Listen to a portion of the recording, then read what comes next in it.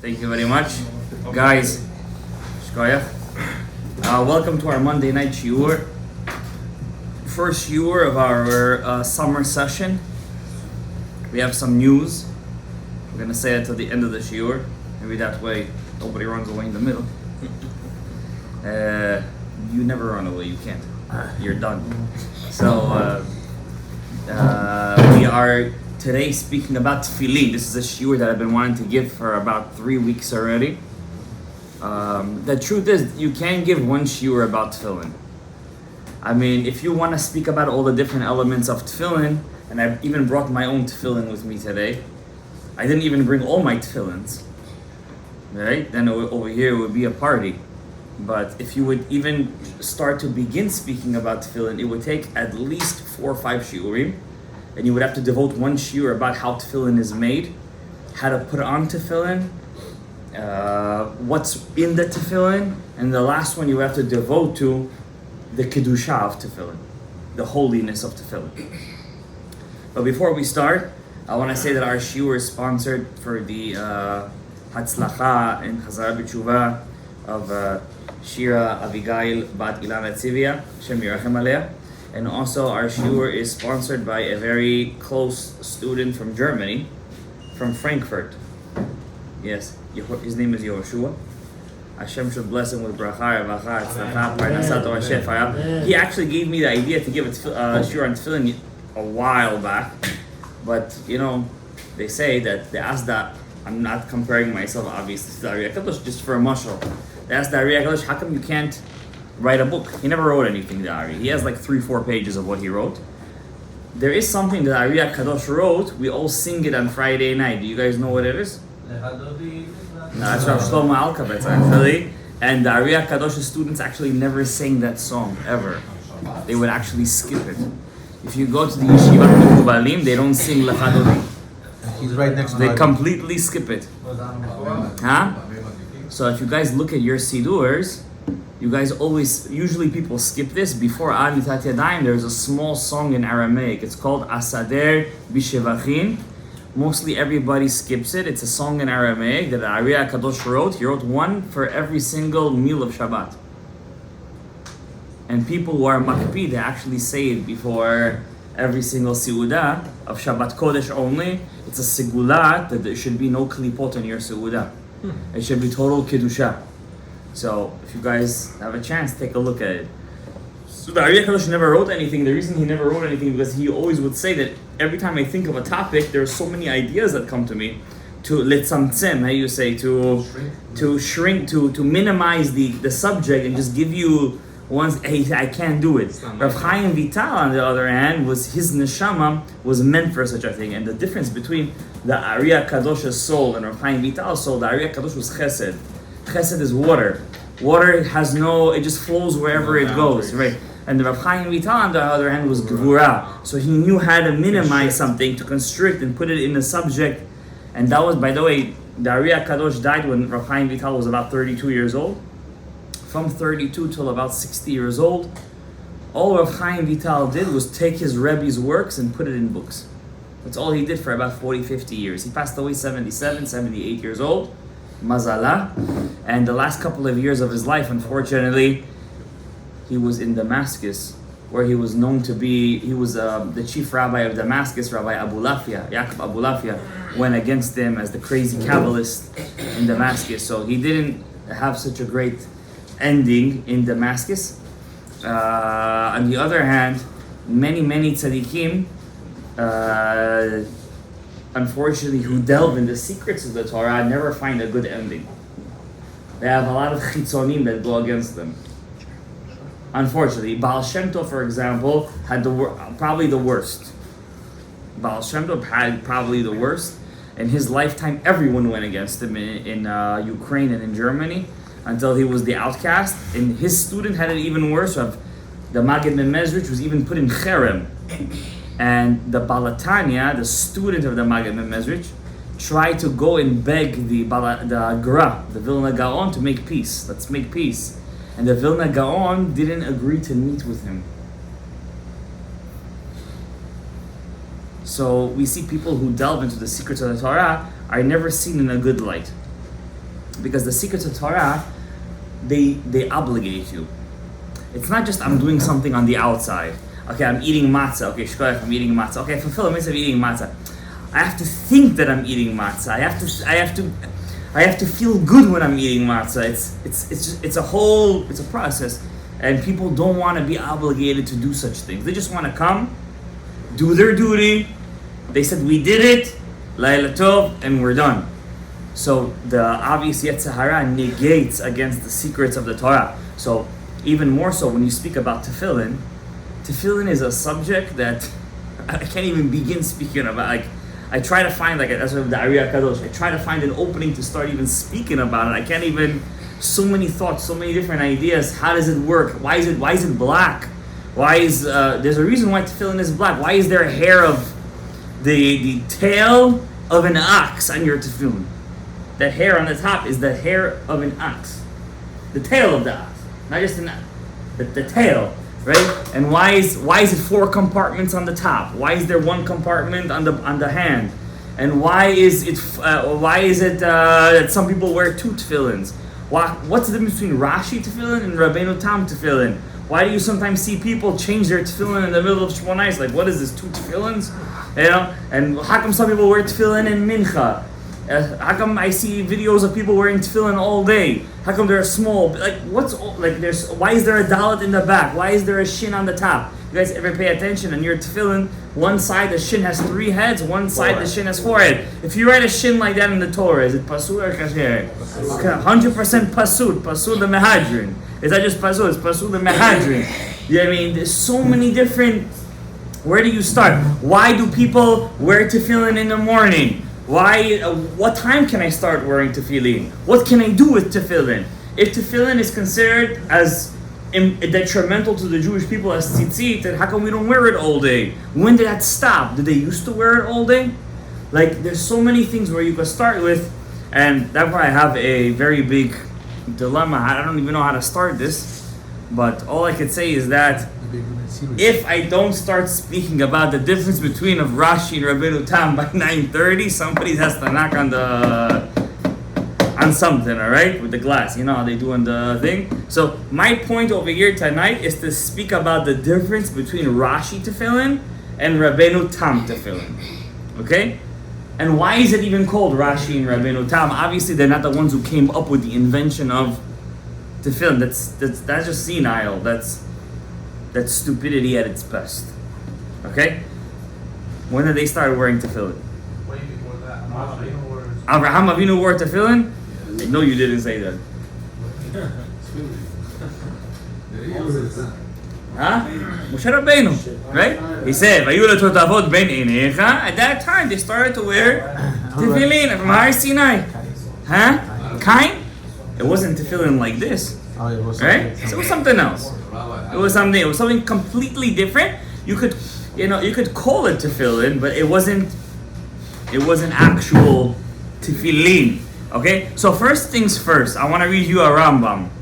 I'm going to try to make it as short as possible to my best of my abilities. I'm not good at that because once I speak about a topic, I like to jump to a million different topics. I'm going to try to use the Gevura powers in me to litzamtzem, but work with me here, okay? Gabriel, look at me. You're not looking at me. You're looking at me now. Okay, good. The Rambam writes in Hilchot Tefillin, chapter 4, halacha 25. You guys do this mitzvah every single day. Every morning. Hopefully your tefillin are kosher. Because no matter what tefillin you buy, if the sofer didn't have kavanah when he wore that tefillin, if he didn't know what he was doing when he wore that tefillin, it could be the most beautifully sanded, painted, and everything. Chas b'shalom. You need zechut. Even in this, obviously in this, you need a zechut to wear kosher tefillin. You know, the shul is named L'Shem after Rav Tzion Bracha. He used to change his tefillin once every couple of months. Why? He used to wear tefillin, he used to daven. He used to sweat so much when he davened. The tefillin back then was not like today. You know, tefillin is leather. Even the boxes are leather, by the way. It's not wood, right? It's not right. It's leather, right? It's hardened leather, right? So when he would daven so hard, the leather would actually bend. And do you guys know if your if your tefillin bends, even if it opens up too much, you know this more than everybody, right? Works. You had this happen to somebody you know. If it opens up a bit, the head, if it opens up a bit too much, it becomes pasul. The tefillin, right? Actually happened to one of my tefillins, my mincha tefillin, right? It opened up a bit and I got scared. I went to the machon, to the place where they make tefillin. I said, could you harden it more and make it, so God forbid if it opens up a bit more, I'm not wearing tefillin, I could be making a bracha levatala. Just to start off the bat, I just want to let you guys know before I read you the Rambam, every time you wear tefillin, every second you're wearing tefillin, you are fulfilling 8 biblical commandments from the Torah. 8 biblical commandments. If you wear tzitzit katan, that's 9, and if you wear your talit gadol, that's 10. You're surrounded by a complete 10 sfirot, 10 midot of HaKadosh Baruch Hu. 8 times tefillin is mentioned inside the Torah. 4 times really, but there's yad and shadrosh. There's 2, so 4 times 2 is 8. Tefillin, the tzitzit katan is 9, and tzitzit gadol is 10. You're completely surrounded by eser midot, 10 characteristics that Hashem reveals Himself through. It's a very big mitzvah. There are some people that say that even people used to go out to war wearing tefillin. It says when the goyim see you wear tefillin, they're afraid of you. Kishem Hashem nira alecha veyaru mimeka. The name. That's why there's a machloket. Should you cover your tefillin, or should you reveal them? There's a machloket. How do you have to wear tefillin correctly? I don't think I'm going to get to this today, but there are ways to wear tefillin. So, for example, if you guys see me wear tefillin in the morning, I always cover my hand tefillin to the best of my ability. I don't go all the way down. Some go all the way down, but at least I try to cover the bite. I'm sorry. I know you guys know a lot about tefillin. One question. Okay, only one. Tefillin on the yad, you cover it before you put on what you put. You have to cover it, no? That's actually the best way to do it. So, according to the Sod, so just quickly, but that's the last one. You actually have to cover yourself when wearing your tefillin shel yad under the talit, and then right away cover it all the way as if you're not even wearing it, as if it's part of you. The tefillin shel yad. But many people don't do it. It's a bit tough. It's a bit tough. Slowly, but there are levels. Yeah, sure. At least the bite should be covered. The box, right, of the phylacteries should be covered. Okay, let's just talk about real quick, because I want to talk about 3 things today. So first, the kedusha of tefillin, the holiness of tefillin. The Rambam says the holiness of tefillin. This is his words. The Rambam, the great. Anybody better than the Rambam? He's the greatest Rishon. I told you guys this before. There are more books written as a commentary on the Rambam than there is on the Tanakh. There are more commentaries have been written on Maimonides, on the Rambam's work, the Code of Jewish Law, than there has been on the Tanakh. The Rambam is right. So it says over here, kedushat tefillin, kedushato gedolai. The holiness of tefillin is very great. Kol zman shatefillin berosho shel adam v'al zero hu anav. Anytime you wear tefillin, you automatically transform into a humble person. Automatically. If you don't, there's something wrong with your tefillin. If you don't, let's say you see a guy starting a fight with his tefillin on. Something wrong with his tefillin. Him or his tefillin? His tefillin. Not him? It's impossible. Every time you wear tefillin, you automatically transform into a different person. You understand? You're wearing the Torah on you. Just the fact that you know I'm wearing a Torah on me, you automatically change in your head. It's not something external, it's something internal, I'm saying to you. Like, I know I'm wearing a Torah on me. Like, how could you not tone it down, right? If you see a guy, he starts to get into fights with his tefillin on, something local kach kasher shama. V'yireh shamayim. By the way, I'm not taking you the words of the Mekubal over here. I'm telling you the words of the biggest realist, philosopher, rabbi that you ever met in your life, the Rambam. This is the Rambam's words. You become Yireh Shamayim. You have fear of heaven automatically. Eino nimshach b'schok. You don't get into promiscuity, into frivolousness. You don't start to get all chattery and laughy. Ubesicha betela. You don't want to say words of shtuyot, nonsense, right? Ve'ino meharher machshavot ra'ot. Your tefillin have to automatically give you such yirat shamayim, you don't even have bad thoughts. When the bad thought comes to you, you right away push it away. Because you know, I'm wearing Hashem. Anybody here know how many times is God's name written in tefillin? We mentioned this before. 21 times. 21 times, Keminyan Ekyeh. Keminyan Ekyeh. Right? Just real quick, since we already started on that, we're starting off with a kavanah of the Ari HaKadosh. From the Rambam, we're jumping to Zari. There's 21 times the name of God is written in tefillin. That's the gematria of what name of God? Ekyeh. Right? How many batim are there? In the head. How many compartments? Four. Kiminyan, Yud. How many letters of God's name is there? Yud, K, Vav, K. Right? And the last one, how many parashas are there in your compartments? 4 different parashas. Another Ekyeh. If you take these 4 names of God, Ekyeh, Havaya, Ekyeh, that's 21. 26, 21, what do we get? 68, Gematria Chaim, life. That's the meaning when the Talmud says, whoever wears tefillin is going to have a long life. But you have to have the kavanah. What is this? This kisad over here? Give me a sidur real quick. It's in front of your faces, guys. Behind you, sidur. But they already want to do a mitzvah, so we let them do a mitzvah.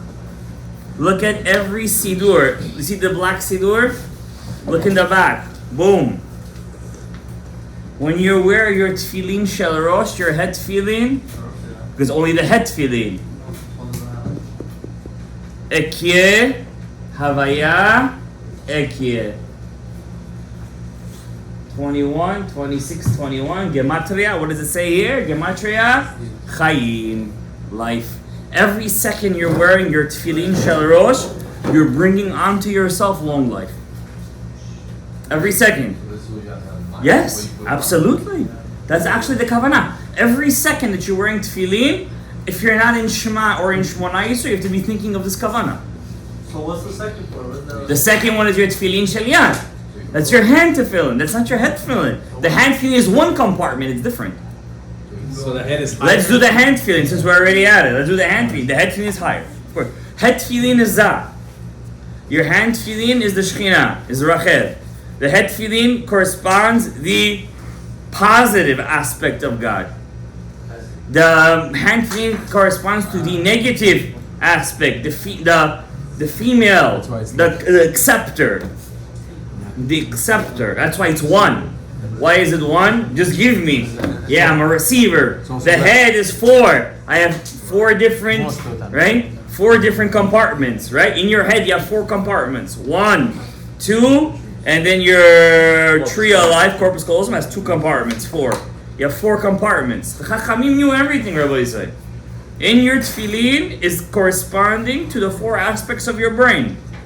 Right? 1. Frontal, right. Right, the right lobe, left lobe, and the 2 parts of your corpus, the tree of life. And it's actually it's shaped like it's shaped like it. It's shaped like a tree, right? If you want to see Hashem, you're always gonna find it. If you don't want to see Him, nothing is gonna help you. It all starts with keter. It all starts with ratzon. You have ratzon, you'll do everything in life. You have no ratzon, you won't do anything in life. All you need is the seed. You don't need anything else. The water Hashem sends down. But the seed, you gotta plant it, okay? The seed. Ratzon is will. Will. Ta'ala is desire. Ratzon is a will. I have a will. I need to finish. I need to do it. I will do it. I will read. I won't use English transliteration anymore. I'm done. I have a will. I'm tired, this, that, I wanted to say to you guys one thing. Just bring me back because we're almost at 9:30. Right? We have 7 minutes to 9:30. We have to reach Rashi and Rabbeinu Tam.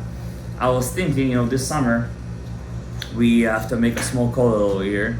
It was always been my dream to do that, to finish something over the summer and make a nice siyum. Not a mega siyum with doyres and this and that. Why not? Yeah. Only if you're going to play the doyres.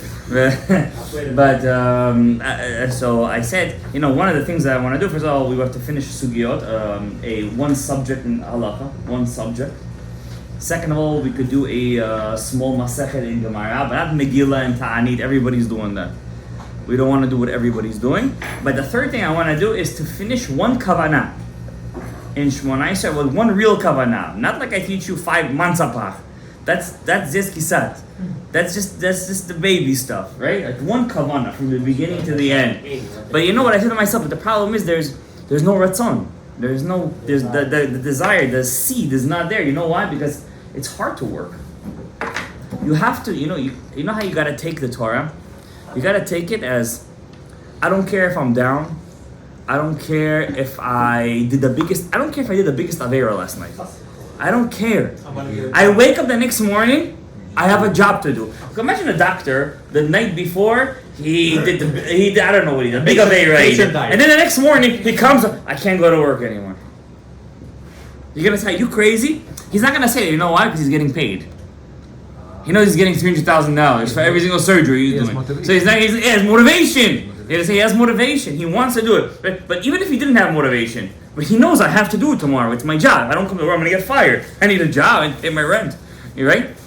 When you take upon yourself a mikzoah in the Torah, a profession. Torah is a profession. When we were by the Yam Suf, God said, I gotta listen to them because their profession is to pray. The Jewish people have a profession. Our profession is prayer. You ever see Muslims pray? They don't pray. What do they do? They just say God is great. It's their prayer. That's it. And they bow down. Say it. It's not davening. It's not even what are you davening? What are you doing? What are you saying? You're not doing nothing. It's zero. It's empty. It's nothing. Kritmach, do they pray? Pray. No. Forgive me, Father, for I have sinned, and let me do more shtuyot. Then nobody prays. The only nation that prays, what do Hindus do? They meditate all day, as if they're doing something. It's all play, it's all shtuyot. The only nation that really prays, you can quote me on this, is the Jewish people. Nikuda. You come to shul for 1 hour, you're hitting shacharit, mincha, aravit, sefer Torah, tefillin, tzitzit, so much. You come into the room, mezuzah. When you come in, I have to bow down, I have to say this psukim. Do I do it with tefillin on or I don't do it with tefillin on? There's so many rules. How do I do it correctly? There's so many things going on. It's our profession. So same thing when I do with kavanot. When I deal with a mitzvah like tefillin. It's a mikzoah. It's a profession. I can't be lax in my... It's like today I'm going to do it, and tomorrow I'm not gonna do it. No, every day you're gonna do it. I'll give you a chidush from the Remez. You know what the Remez was? The Moshe Zachuta. You see, give me one of those red books that I use. Give me one of the red books. Yeah, give me one of those. Thank you. You see this book? This is Siddur HaReshash. See this? Look at every page over here. For every word, you have like 4 pages. Okay, look at this. So he says over here, like you think of so many names of God as you're davening, so many names. Can you do the mitzvah with your wife, and then come the next morning, you got late, you couldn't make it to minyan in the mikvah. So you just came to shul like that, because I don't want to miss Kaddish and Kedusha. Whoever misses Kedusha, you should know your day. You could come back for a Gilgul for that, you know what? Not as an actual Gilgul, you'll come back as an Ibur. But I'm telling you, yeah, if you miss Kedusha, you could come back in a Gilgul for that, but not as an actual Gilgul. God won't do that to you. You'll come back in an Ibur for that. But yeah, because when you miss Kedusha, what did you basically do? I fulfilled the left part of my brain, but my right part of my brain is finished. I didn't do it that day. So I did the Binah, but I didn't do the Chokhmah. You hear what I'm telling to you guys? If a person misses Kedusha, what is he missing over here? He's missing the whole world. He's missing everything. Of course. No. If you come to shul, no, I'm not talking about if you come to shul and you're davening and they're way ahead of you. I'm not talking about that. I'm talking about a guy who decided I'm not coming to shul today. When I say I'm a Jew, this is what ticks me off sometimes. And I say I'm committed to. You're not committed to a shul. You're committed to God. It's a commitment to God. It's your job.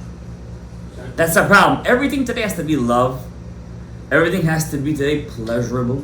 Everything today has to be, you gotta coax the person to do it. But we don't understand, but it's your job. You have to do it. You look at me. You have to do it. You must. If you don't, I'm telling you the truth. Spiritually, the day that you miss minyan, the right side of your brain is missing. Spiritually, you're missing your chokhmah. You have your bina. You daven Shemona Yisrael. Now, by the way, do you know scientifically if you have half a brain you could live? Yeah. Did you know that? If you only have, let's say there's one half of your brain that's missing, that's bad. They'll cut it off. You have half. You have half the capability, but you could still function. You won't be able to do some functions, right? But you could function completely, like 100%. Yeah. So too, that's gonna be your Yetzer Hatov that you created that day. That's gonna be your angel. It's missing half a brain. Oh, but you did this, and that's how do you say it? It's a you problem? That's what it is. It's nobody's problem. It's your avodah. That's what you were created to do. I didn't ask for it, you're right. You didn't ask for it. But guess what? You were chosen for it. Alright, so we got to get to the Rashi and Rabbeinu Tam. I just want to say to you one thing with the Kavanah. When you deal with these things, it's your avodah. That means even if you were with your wife the night before and you're tameh right now, you didn't go to the mikveh, you're not allowed to miss a day of kavanot. You're allowed to still, but it's names of God. How can I think about it while I didn't go to the mikveh yet? You have to do it. It's here. That's what I'm trying to teach you guys. You're a doctor. You can't say I'm not coming to work. You have patience. Imagine a rabbi one day just decides to close his phone. You know Rav Moshe Feinstein, before he used to give smicha, I heard this from his student. I don't know. That's what his student told me. He said before he used to give smicha, he used to make a tanai with the students. You can never close your phone until 5 minutes before Shabbat. In case somebody has a last minute question right before Shabbat. Do you know there was a lady who used to call Rav Moshe Feinstein every single Friday just to ask him when his candle lighting? I'm not saying you're Rav Moshe Feinstein, obviously. I'm just letting you know that look how far he took his avodah. And that's why the world stands on three things. On Torah, avodah, and yun chasadim. What's avodah? Your tefillah. Tefillah is really avodah. It's really hard. It's very hard. The goyim will never do it. Never. To wake up every morning, 6:30, 7 o'clock, 7:30, 8:30, 9:30. I have to hear Kiddusha. And you know, I'll tell you something even crazier. Do you know tefillah is not finished until you hear Birkat Kohanim every single day? And do you know that's why Sephardim are more connected to Kabbalah, to the world of the Sod, more than Ashkenazim? You know why? Because we always heard Birkat Kohanim. And Birkat Kohanim is connected to the world of Atzilut. It's connected, it's all connected. You understand? Not, what can you do? If you don't do it, you couldn't do it. You can't do it, you can't do it. So the Chazan has to try to make up for it, right? Right? All these things, see when we talk about tefillin, so many things pop up. Like you just try to find an opening. It's so hard to do it because it's all so interconnected. There's so much avodah. Tefillin is avodah. And back in the day, people used to wear tefillin every day. But really quick. Let me finish this Rambam. The Rambam says a person wears tefillin eno meharher machshavot raot ela mefanel libo b'divrei emet v'atzedek. Person who wears tefillin, he doesn't think of bad things. He shouldn't. Because he knows he has 21 names of God he's wearing on him right now. How can I think of bad things when I'm wearing 21 names of God? לפיכך צריך אדם להשתדל ליאותן עליו כל היום. What does the Rambam say? A person should originally, what was the original mitzvah? To wear it kol hayom. What's kol hayom? Oh, you gotta go to work with your tefillin on, by the way. When the goy sees you with your tefillin, you have to say, yeah, this is my uniform. This is my uniform. Shalom aleichem. That's what we were originally supposed to say, right? And this is not the words of Ari HaKadosh. This is the words of the Rambam, Gabriel. Imagine you're cutting people's hair with your tefillin. You would have to wear gloves because your hands become tameh, right? Right. Shemitzvatan kachi. What does the Rambam say? What's the mitzvah of tefillin? To wear it when? All day. That's the mitzvah. Now you could understand why people used to be on such a high level back in the day. Because I'm wearing tefillin, I can't think of bad thoughts. So where is his mind always? In Hashem. So now you understand why he would say something and it would come true right away. You understand? One of the things I hate when people do this, Yeridat Hadorot. How do you say Yeridat Hadorot?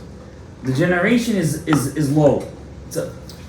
things change. We're a low generation. Why do we sell ourselves low? I want to know. Why do we do that to ourselves? Because we don't want to work. We want to be free, but that freedom is really the opposite. And says the Rambam, Amru alav al Rav. There was a big rabbi in the Gemara called Rav, Rabbi Abba. He's one of the greatest Amoraim, Tanaim Amoraim. He was a student of Rabbeinu HaKadosh. Who's Rabbeinu HaKadosh? Rabbi Yehuda Nasi. Shekol Yamav, all of his life, and he lived a long life. Some say he lived till 400 years old. Lo ra'u shalach arba amot belo Torah or belo tzitzit or belo tefillin. He never walked 4 amot, 6.5 feet, without Torah, tzitzit, and tefillin. That's Rav. That's why he's called the Rav. Not everybody gets the name the Rav.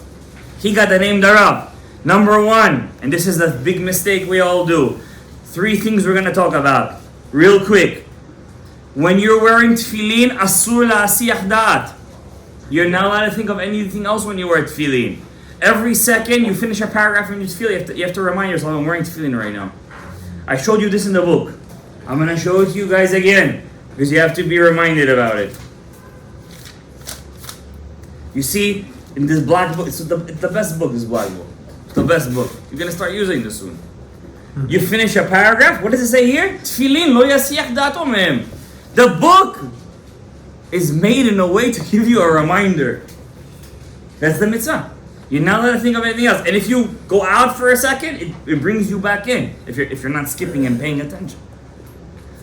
If you really want to be, how you say in the Russian, the Ruskis. So you have to take your Ruski book and you have to write over there every paragraph. Tefillin, lo yasiyach da'ato mehem. Tefillin, don't think of anything else. But it's the halakha. Now I'm going to tell you a secret. How come you can't think of anything else when you're wearing tefillin? How do you seek to think of something else in Hebrew? Sach. Sach.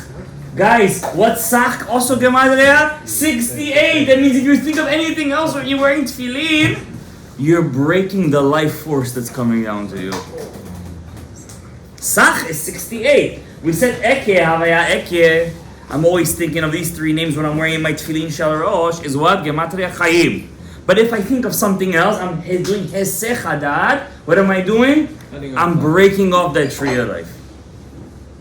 You get it? See how everything is connected over here? Now, number 2. The Shulchan Aruch says in Orach Chaim, Siman Chavchet Seif Aleph. How do you remind yourself that you're wearing tefillin? You have to constantly touch it. You have to constantly touch it. Just the hand or the head too? It doesn't matter. The whole point is just constantly remind yourself. That's why in 2 parts of the tefillah, we touch our tefillin, we have to touch them. Kadosh. One of them is in Yotzer Or, when we say Kadosh, Kadosh, Kadosh. Right? Another one is where? In Shema. When we say Vaya leot al yadecha uletot afod bein, twice we say it, right? In 2 different ways, huh? Yeah. In Ga'al Yisrael, we only touch our tefillin shel rosh. Not everybody does that, by the way. Not everybody does that. Okay? So that's what, and by the way, it's a halakha in Shulchan Aruch. Shulchan Aruch says, Rabbi Yosef Karo, Maran, when you say ukshartam leot al yadecha, you have to touch your tefillin shel. You don't have to necessarily kiss it. The point is to remind yourself. So by touching it, I'm reminding myself. And then when you say you have to touch your tefillin shel rosh. How about sleeping when you wear tefillin? Really, a person should wear tefillin all day, even at night. Yeah. You can sleep with your tefillin. The Gemara says a person is not allowed to wear tefillin and hold a Sefer Torah and pray. Why? Because a person holding a Sefer Torah and wearing tefillin, he's afraid he might drop the Sefer Torah, so he can't think about the tefillin. I mean, it's to an extent that you always have to be constantly thinking that you're wearing tefillin on your head. The Gemara says, you're not allowed to use the bathroom when you wear tefillin. You're not allowed to sleep when you wear tefillin. Whether you're sleeping a regular sleep for the night, or whether you're sleeping shinat aray, let's say just dozing off. You can't even doze off. Why are you not allowed to doze off when you wear tefillin? You bypass gas in the middle of your sleep. And the Gemara says you're not allowed to, chas v'shalom, have an unclean body when you wear tefillin. Person has to be clean. So what do? Half of the American people who eat trans fats, they wake up every morning constipated. You know, Americans are the number one country suffering from constipation. Because of obesity. And you ever see the chart with the obesity? You have like an English guy with a small stomach, an Australian guy with a bigger stomach. Then you have like all these 5 different guys. An American guy, and he's like 9 months pregnant over there. America's number one country that suffers from obesity, and obviously obesity brings to constipation. So how are you gonna wear your tefillin when you're constipated? What are you gonna do? Take a diuretic every single morning. Take a shot every morning. Alcohol's a diuretic. It lets everything have some or all the oil that lets everything out. Stop eating rice. Stop eating rice. Every Rav Victor Miller used to say, 3 hours before you go to sleep, you're not allowed to eat anything. 3 hours before you go to sleep, and if you're really hungry, have a fruit. Have a piece of fruit. And he said you're gonna see eventually your body will release all the toxins. Yeah, I mean, you should take at least 10,000 steps a day, right?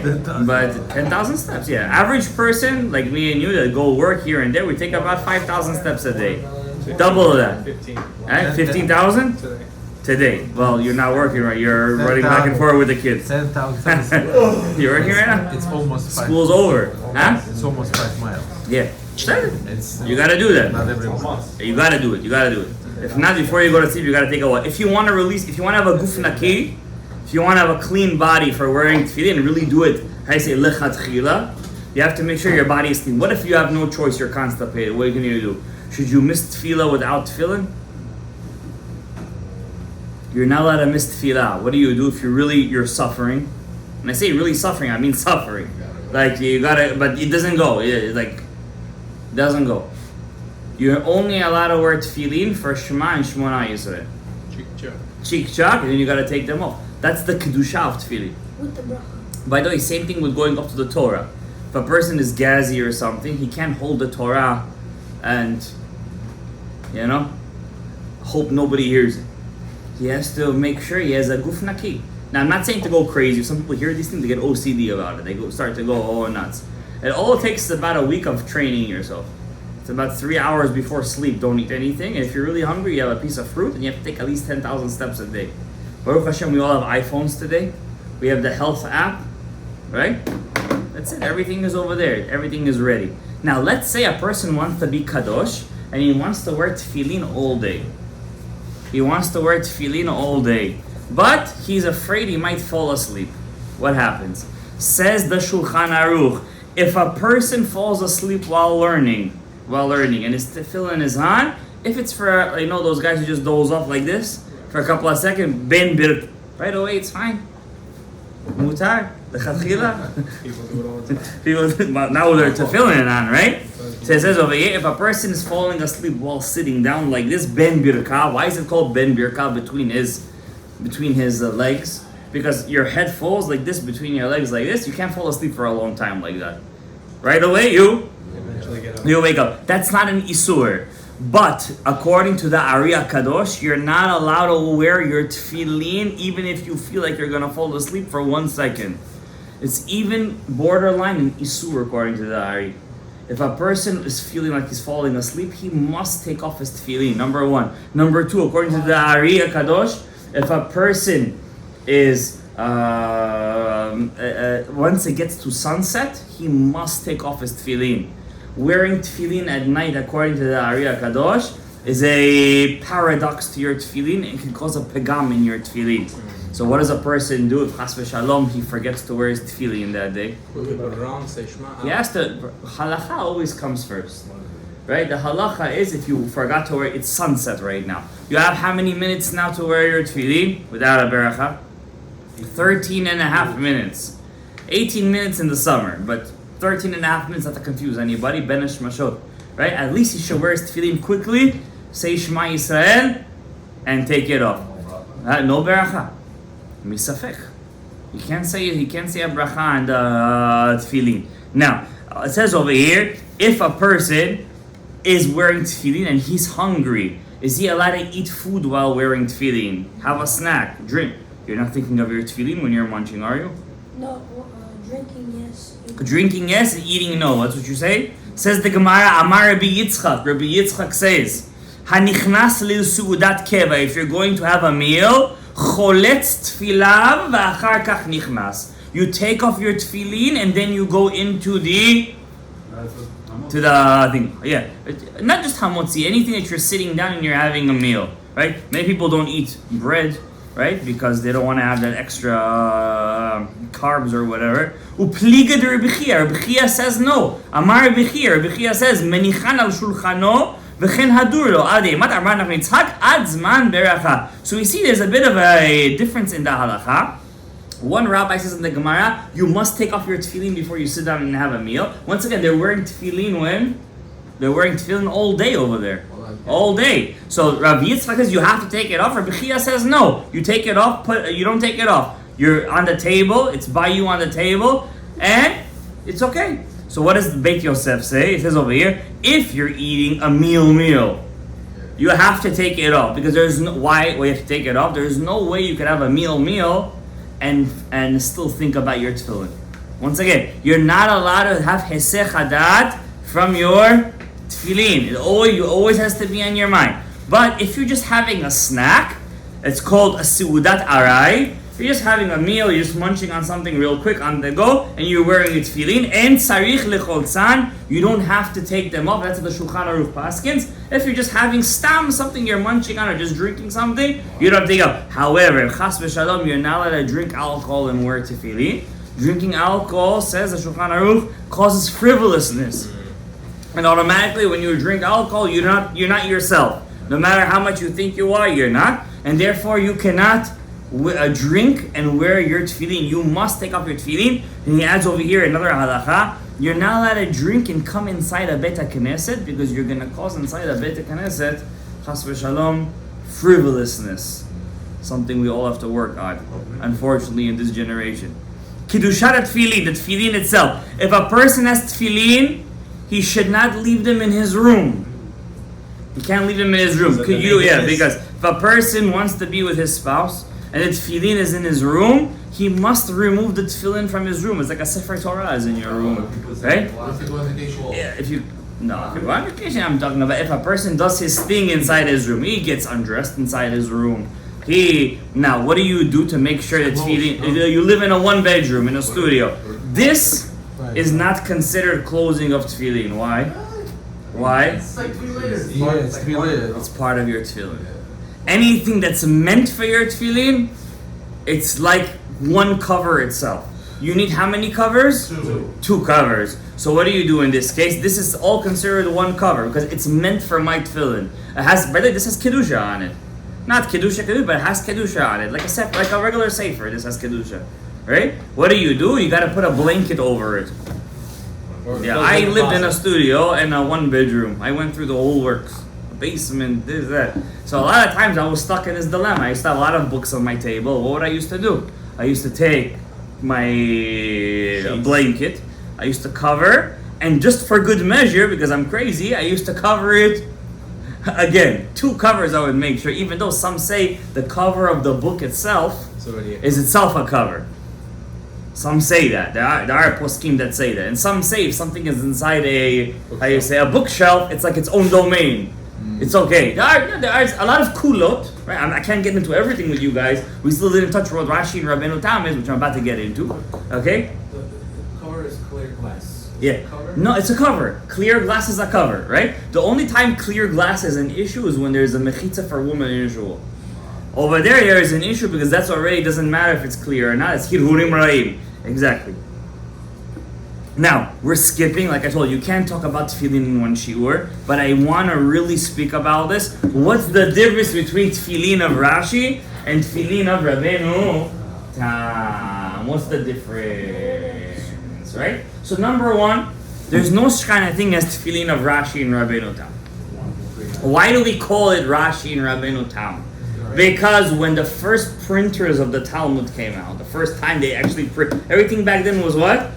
Handwritten. Who was the one who came up with the actual Talmud?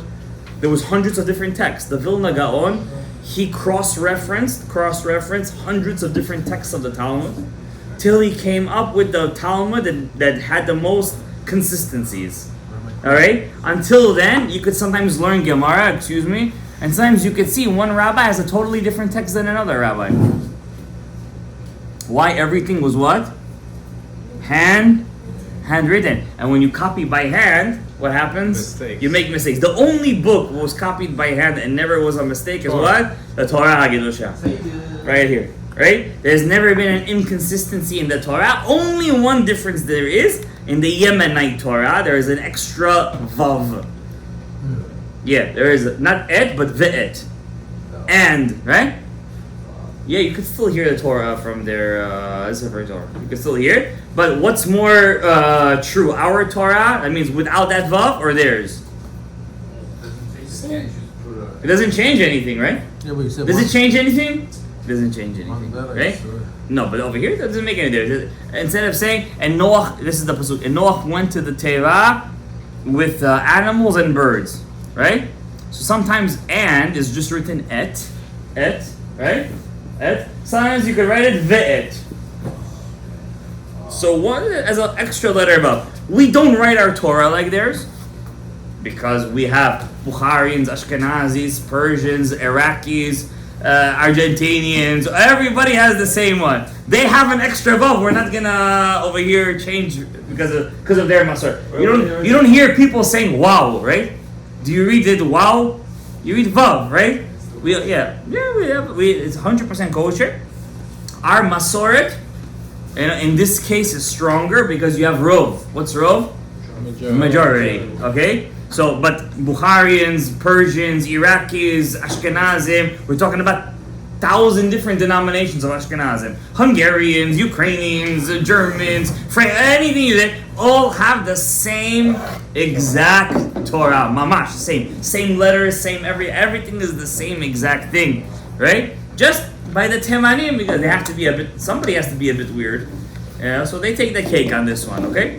So, what's Rashi, what's Rabbeinu? There's no scanning as Rashi and Rabbeinu Tam.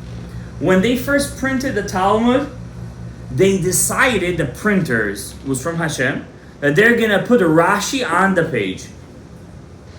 If you see the old Talmuds, Sansino Press, there was no Rashi, there was no Rabbeinu Tam, there was no Tosfot.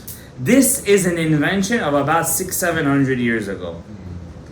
Originally, when they learned Talmud, it was just the Talmud, which made it much easier, by the way. Because when you start to add different commentaries and ideas, you start to... That's why when you learn Shulchan Aruch, when we used to learn for our test, we wouldn't learn a Shulchan Aruch with all the commentaries inside. It would choke you. Right? Suddenly you're learning something, you go, what does this rabbi say? What does that rabbi say? What does he say? You would get confused. Too much information at one time. You would learn. Rav Ovadia Yosef, when he used to learn, by the way, Shulchan Aruch, he wouldn't even learn with the Ramah. The Ramah is the Ashkenazic footnotes. He would just learn the Shulchan Aruch. Once I get that down, then I could continue on to the Ramah. But I can't have it down because our minds are limited in their capacity and what they can get in one shot. It could be unlimited in how many things we could remember. But in a capacity of one shot, if we take too much in, what happens? It starts to burst. And then we just overkill. Okay? So same thing over here. Now, why did they say that? Why did they put Rashi on the Gemara? Why did they start doing it? It was such a simple commentary. Rashi, very interesting. If you guys ever learned Rashi, he doesn't even have a question when he starts his commentary. What does he just do? Basic commentary. You have to guess his question. From his commentary, you know what his question is. Right? And he did that on purpose. Why did he do that? Not to make it too hard on the learner. He didn't mean his commentary to be on the Talmud. Originally, his commentary was just notes. Like cliff notes. They would hand it out in yeshivas. It wasn't even called Rashi. It was called Kuntrus. The Kuntrus, the notebook, right? They would hand it out as cliff notes in yeshiva. That's what it was. Like the smartest guy's notes. They would go around. That's what it was. Then eventually, it was so sweet to the rabbis. It was so sweet that the printers decide to print it on the Talmud. Then much later, since the printing press in Gutenberg, Germany, whatever, became very famous, they decide to print alongside the Tosafot. What does the word Tosafot mean? Additions. That's all it means. All it means is additions. What was the point of the Tosafot? To give you a more inclusive view on the page. When I look at the page, do you remember all the shas at the same time? You don't. You just know what's on the page, right? The point of the Tosfot was to give you questions that are related from all the 36 Masechets.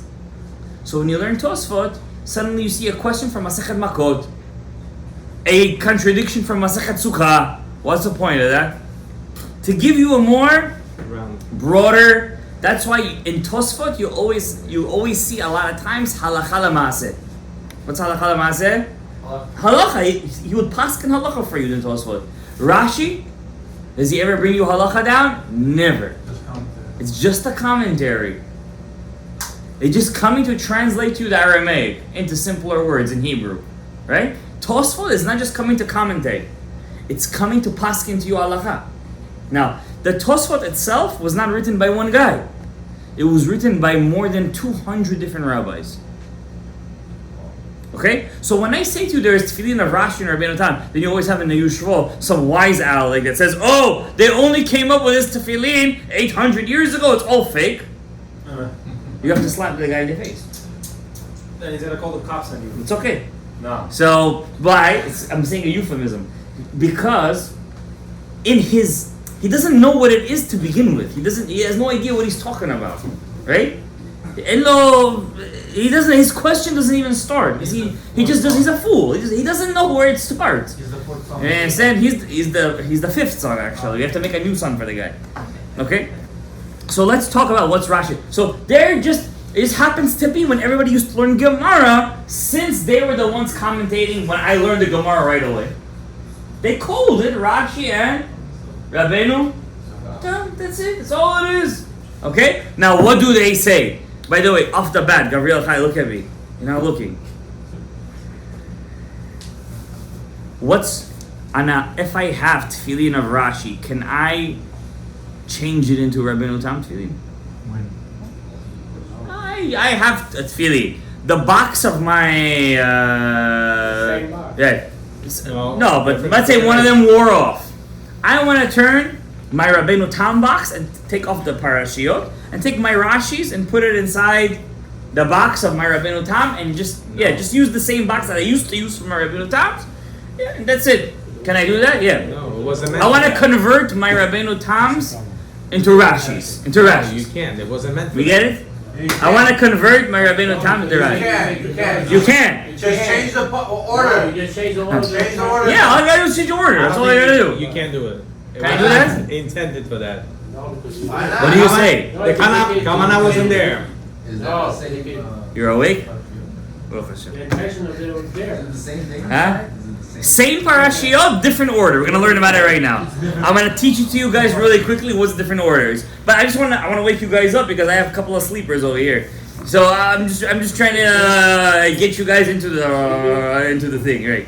So and can I convert my Rabbeinu Tams into Rashis? No. You're not giving me a shot. Why?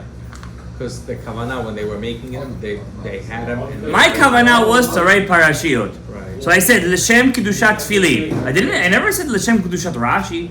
I don't say that. I say L'Shem Kedushat Tefillin. Happens to be when I write it in a bit of a different order, right? But I never said L'Shem Kedushat Rashi or Rabbeinu Tam. I used it. When did it turn into Rashi and Rabbeinu Tam? By the way, When you put in the when I put it in, not when I wrote it. Right. True. When I write both of them, I write them in the same order it's written in the Torah. Right. So, but We still, put it in the fact that they. Yeah, I put it in. I don't say L'Shem Kedushat Rashi when I put it on. So according to Because you know why I don't say it? Because there's no such thing as Rashi Tefillin. He didn't invent them. He never invented. Am I right or wrong? So, what do you guys say? I still, Fine. If you weren't sleeping, you would have known. I still don't think you could change it. I gave you my opinion. You have to just change the compartments, you'll be alright. There's a Ben Ish Chai in the book Od Yosef Chai. The Ben Ish Chai has a chidush. he says, based on the Ari Kadosh, the Tefillin of Rabbeinu Tam is on a much higher level than the Tefillin of Rashi. The holiness of Rabbeinu Tam is higher than the holiness of Rashi. That's why you can't change it. So I cannot lower the holiness of my Rabbeinu Tam Tefillin into a Rashi Tefillin. So you can elevate the Rashi. I could elevate my Rashis into Rabbeinu Tam's, but I can't decrease. That's the Ben Ish Chai's chidush. It's his chidush. Don't, when you say that, when you talk about Acharonim, you have to quote who said it. Right? Because there's a lot of chokhmalogs out there. Right? Now, I'm going to show you my tefillins.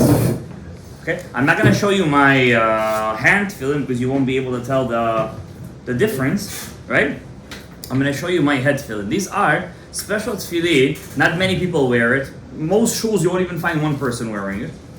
Alright? In Sephardi shuls, it's more... Right? Right? But in most shuls, you won't even have one guy wearing it. Even Sephardic shuls. Right? This is only people who follow Rabbeinu Ha'ari wear this. Okay? And by the way, the Ari did not make this up. Okay? The Maharil writes, the Maharil, one of the Rishonim, Acharonim, medieval Ashkenazic rabbi, he says you should wear both of them at the same time. So it's not an invention of the Ari HaKadosh, right? Even though I wouldn't mind if it is. The Rosh writes, you could wear both at the same time. So once again, it's not the invention of Rabbeinu Ari, okay? And even if it was, it doesn't make a difference. Okay? How do you know the difference between them? Only in the head you can tell the difference. The hair. All right. So you see, by the tefillin, there is a couple of things in tefillin that's halacha Moshe Messinai. One of them is the black color. Yeah, it has to be black, right? There's a Kabbalistic reason behind it. When I say in Pshat halacha Moshe Messinai, what am I basically saying? Accept it. But Kabbalistically, according to the Sod, there is a reason why they're painted black. All right. Number one. Number two, pay attention to both tefillins have shins on both sides, right? One, the wearer's right side, is with 3 heads. They both have 3 heads, and the left side of the wearer, and I'm saying specifically the wearer because if you're looking at me, the complete opposite, right? Has 4 sides. Okay, there is a reason why a shin is like that. We mentioned at the beginning of the shiur. Okay, and another interesting thing about that tefillin, you could tell the difference between which one is Rashi and Rabbeinu Tam by the hair of the egel that they put on it. By Rashi's, it's totally at the end. It's in the last compartment. You see the hair over here? The hair also is halacha Moshe Messinai. It's from Moshe Rabbeinu. Okay? Now there's a reason that Kabbalistically. Okay? Now in the Rabbeinu Tam's, interestingly, it's right in the middle. The Ben Ish Chai writes Sigulot. He has a book called Lashon Chachamim. He writes over there, if a person is really suffering from bad thoughts, he's down in a dumpster, right? A sigula to clear your mind is every time you wear your tefillin to take a good look at the shins. Take a good look at them. Just to take a deep look at them. I'm not saying to go into them. Just sometimes we wear tefillin, we don't even realize we're wearing them. We become so robotic. We don't even care what we're doing, all right? I'm still giving us kudos. We still come here and do all we gotta do. But there's a difference between a worker and a worker, right? Not everybody makes the big bucks down here. Not everybody makes the big bucks over there. So looking just at the shins, the heads, Hashem's names is inside. Absolutely, yeah. But there's a special sigla to clear the mind specifically looking at the shins. And the reason is, I'm going to tell you guys real quickly, if you pay attention, these 3 heads of the shin, they correspond to Chokhmah, Bina, and Dat. Chokhmah, Bina, and Dat. That's the 3 parts of your brain. But I always taught you guys that the third part of your brain is actually split into 2 compartments. So instead of Chokhmah, Bina, and Dat, what does it really turn into? Chokhmah, Bina, Chasadim, and Gevurot. You understand? So 3 turns into 4. 4 plus 3 is 7. And by connecting to the 7, we're trying to clear out, B'ezrat Hashem, if they're kosher, all the 7 parts of your body, which is Chesed, Gevurah, Tiferet, Netzach, Hod, Yesod, and Malchut, through connecting it with your head. That means the reason why we don't be successful in Hashem's world is because we're disconnecting our brain from our body. When you connect your brain to your body, then who takes over the ship? The brain takes over the ship, right? But when you disconnect your brain from the body, it's mutiny on the ship. Then the crewmates take over the captain's job, and the captain gets thrown overboard. And we don't want that. We want the chokhmah, bina, and the da'at to take over. Okay? Now, why is there 4 compartments over here, and there's only 1 compartment on the hand? If you look at that, I'm not going to take it out right now. Just to wrap that thing takes me some time, right? Because it's corresponding to a certain part. Your heart. There's 4 senses on your brain, on your head. 4 senses. These 4 compartments correspond to your 4 senses. You have eyesight, hearing, you have smell, and you have taste. So we want to take all parts of our senses in our brain when we wear our hand tefillin, and we want to overcome those 4 senses and get them under control. But in our hand, it corresponds to our body. What's the one sense we have in our body? Touch. So all 5 senses come into fruition when we wear all 5 compartments of our tefillin. 4 compartments of the head and 1 compartment of the hand. Exactly, we're subduing them, and that's exactly the L'Shem Yichud that you guys say, quote unquote, every morning before you wear tefillin. Well, that's what you're supposed to say, at least. Now, why are the hairs over here in the middle? Why is it this one on the side? Alright? We know the halacha is, if I have 2 tefillin in the morning, Gabriel Chai, one is Rashi, one is Rabbeinu Tam. I forgot my Rashis at home, and I only have my Rabbeinu Tams right now. No bracha. Do I wear it with a bracha? No. You're not allowed to. It's a bracha levata la. Only time I say a blessing is on this tefillin, the Rashi tefillin. This is the main tefillin. Rashi holds like this. Rambam holds like this. All the Rishonim hold like this. Only very few rabbis agree that the order is supposed to be like it's in the Rabbeinu Tam tefillin. But there was a rabbi that lived in the 1500s. His name was Rabbi Yitzhak Luria Ashkenazi. He said, excuse me, both tefillin are correct. They're both not just kasher, not just have to be worn. If you don't wear one of them, you're missing actually out on your mitzvah of tefillin. So if I wear just that, If you just wear Rabbeinu Tam, my mitzvah for the day? you didn't fulfill your mitzvah of that day. This is the main one. The Rashis. The Rashis are your main one. So you forgot it. You could only wear this and say Shema, but you missed out on the mitzvah. Just like I would tell you if you would just wear this and not this. Exactly. I would say the same exact thing. If a person is in a status of Yirat Shamayim, he must, according to the Ari Kadosh, which is, we're here in Lashem, no? You must wear both. Doesn't matter if you're married or not, either according to the Ari. No, according to the Ari, it doesn't matter if you're married or not. You must wear both pairs of feet. If you think your mind is unclean, you just wear it for a couple of seconds and take them off. Now, if I open up to you a Ben Ish Chai, Parshat Chayei Sarah, he writes over there, if you wear your tefillin of Rashi, and you don't wear Rabbeinu Tam's, you didn't fulfill your tikkun in this Gilgul. He said specifically the Ben Ish Chai writes, Parshat Chayei Sarah, you must wear your tefillin of Rabbeinu Tam every day and at least learn a couple of minutes of Torah every single day. You must. You must connect tefillah with Torah. If you don't wear your tefillin of Rabbeinu Tam and learn Torah with him every day, you're not mitaken your nar nechi, your nefesh ruach neshama chaychida nizgilgu. If you don't wear them. Every day you must wear your tefillin of Rabbeinu. That's why the rabbis instituted like a minhag before, to say the halacha at the end of the tefillah. At least everybody wearing his Rabbeinu Tam should hear some kind of Torah with his Rabbeinu Tam. Now I'm going to teach you what's the difference between them. I know everybody over here already reached their maximum.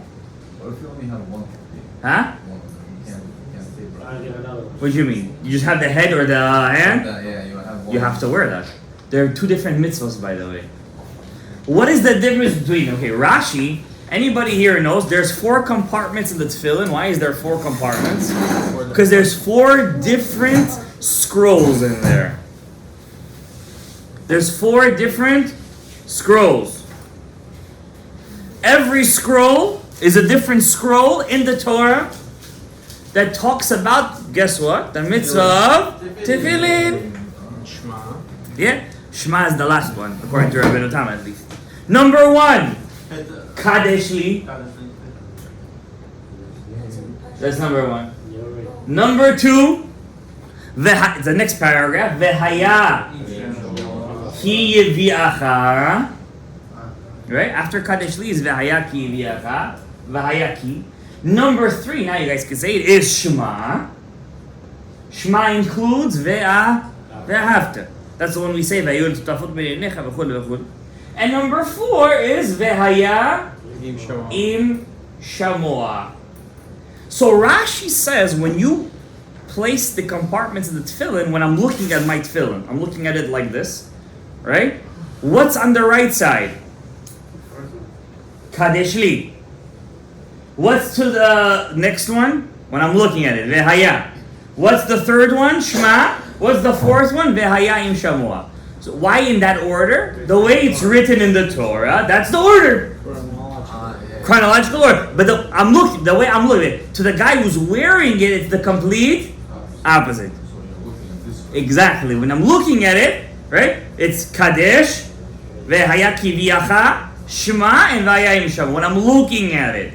Rabbeinu Tam, when he learned the Gemara, I'm not going to read the Gemara inside, he says, it's the wrong order this way. Number 1, I agree with my grandfather, it's Kadesh Li. Number 2 is Vehaya Kiviyacha, still good. But number 3, he switches it. It's Vehaya im shamoa. Pay attention, Vehaya and Vehaya is Yud Kei Vav Kei, Yud Kei Vav Kei.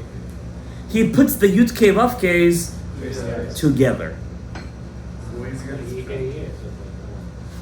You like that, Pshat? It's Rabbeinu Tam's. And number 4, the last one at the end is Shema. Why does he learn it like that? If you read the Gemara, actually he makes a lot of sense. If you learn the Talmud, he makes a lot of sense. Gemara Masechet Menachot, page 34. Actually, the next page actually talks about Tefillin, which is going to be our next sheet. We're busy with the Shem Gemara. It talks about here.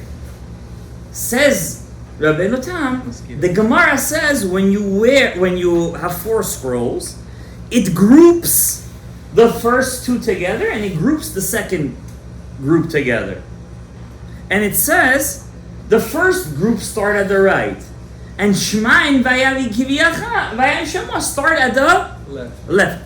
So when it says Shema and Vayam Shamoa start at the left, what does it give you room to believe? Shema is all the way at the left, and Vayam Shamoa is in the middle. Understand? So that's why, but we wrap all the compartments with the ox skin and hair. The hair always goes with this parasha, Vayam Shamoa. So in Rashi, it's the 4th one. So where is the hair? In the 4th compartment. In Rabbeinu Tam, the Vayam Shamoa is the 3rd compartment. So where is the hair? In the middle, right in the 3rd compartment. It's right in the 3rd compartment.